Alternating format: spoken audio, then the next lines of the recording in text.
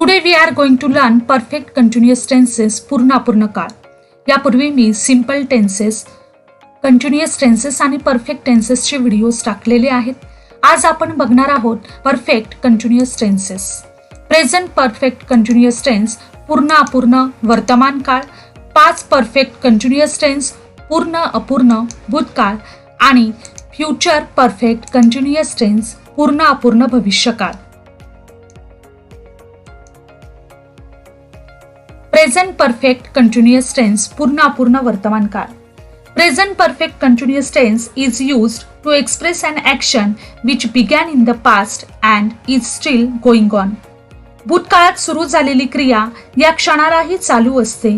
अशा क्रियेचे वर्णन करण्यासाठी पूर्ण अपूर्ण काळ, वर्तमान काळ वापरला जातो. याची पॉझिटिव्ह वाक्याची स्ट्रक्चर आहे subject plus has oblique have plus been plus verb ING plus object plus since oblique for. Has आणि हॅव कधी वापरायचा आहे? जर सब्जेक्ट सिंग्युलर असेल तर हॅज वापरायचा आहे आणि जर सब्जेक्ट प्लुरल असेल तर हॅव वापरायचा आहे. मराठी वाक्यात क्रियापदाला शेवटी त प्लस आलेला, आलेली, आलेले, आलेलो प्लस आहे किंवा आहोत लागतो. आता सिन्स आणि फॉर कधी वापरायचं हे आपण बघूया. सिन्स म्हणजे पासून, बिफोर टायमिंग म्हणजे वेळेपूर्वी. सिन्स 10 AM सकाळी 10 वाजेपासून. डेज दिवस, नेम ऑफ द डे दिवसाचे नाव. फॉर एक्झाम्पल सिन्स मंडे सोमवारपासून, सिन्स संडे रविवारपासून. इयर्स वर्षे, सिन्स 1975 1975 पासून. ड्युरेशन ऑफ द डे दिवसाचा कालावधी असेल तर. फॉर एक्झाम्पल सिन्स मॉर्निंग सकाळपासून, सिन्स आफ्टरनून दुपारपासून, सिन्स यस्टरडे कालपासून. कंडिशन म्हणजे अवस्था असेल तर त्यापूर्वी. फॉर एक्झाम्पल सिन्स चाइल्डहुड बालपणापासून. फॉर कधी वापरावा तर फॉर म्हणजे पासून. सेकंड्स, फॉर एक्झाम्पल 10 सेकंड्स 10 सेकंदापासून. मिनिट्स, फॉर 2 मिनिट्स 2 मिनिटापासून. आवर्स तास, फॉर 3 hours 3 तासांपासून. वीक्स आठवडे, फॉर 2 weeks 2 आठवड्यांपासून. डेज दिवस, फॉर 2 days 2 दिवसापासून. जर दिवसाचं नाव असेल तर आपल्याला सिन्स वापरायचं आहे. Since Monday, since Sunday. आणि जर 2 days 3 days 10 days असं असेल तर त्यापूर्वी आपल्याला फॉर वापरायचं आहे. मंथ्स म्हणजे महिने. 2 months 3 months असं असेल तर त्यापूर्वी फॉर वापरायचा. आणि जर नेम ऑफ द मंथ असेल, महिन्याचं नाव असेल तर सिन्स वापरावा. For example since September, since June, since February. Years म्हणजे वर्ष. फॉर 2 years 2 वर्षांपासून. जर एक्झॅक्ट इयर दिलेलं असेल, जसं आपण बघितलं 1975 तर त्यापूर्वी सिन्स वापरावा. आणि जर 3 years 4 years असं असेल तर त्यापूर्वी फॉर वापरावा. Decades, for 10 decades. सेंचुरीज शतके, फॉर सेंचुरीज शतकांपासून. मिलेनियम्स म्हणजे हजारो वर्ष. फॉर मिलेनियम्स हजारो वर्षांपासून. आता काही एक्झाम्पल्स आपण बघूया. He has been working in the company since 2009. Subject आहे ही सिंग्युलर असल्यामुळे हॅज घेतलेला आहे. त्यानंतरून बीन आहे. वर्किंग वर्ब आयएनजी आहे. वाक्यामध्ये ऑब्जेक्ट नाही. In the company since 2009. तो 2009 पासून कंपनीत काम करत आलेला आहे. याची निगेटिव्ह वाक्याची स्ट्रक्चर बघूया. Subject plus hasn't oblique haven't plus been plus verb ING plus object plus since oblique for. Has आणि हॅवला नॉट लागल्यानंतर निगेटिव्ह सेंटेन्स तयार होतं. मराठी वाक्यात क्रियापदाला त प्लस आलेला, आलेली, आलेले, आलेलो प्लस नाही लागतो.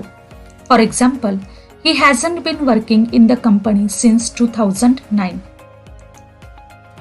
तो 2009 पासून कंपनीत काम करत आलेला नाही. पास्ट परफेक्ट कंटिन्युअस टेन्स पूर्ण अपूर्ण भूतकाळ. Past perfect continuous tense is used for an action that began at a certain point of time and continued up to the time of narration. भूतकाळात एखाद्या विशिष्ट वेळेपूर्वी सुरू झालेली क्रिया त्या वेळेपर्यंत सुरूच होती अशा क्रियेचे वर्णन करण्यासाठी पूर्ण अपूर्ण भूतकाळ वापरला जातो. याची पॉझिटिव्ह वाक्याची स्ट्रक्चर आहे subject plus had been plus verb ING plus object plus since oblique for.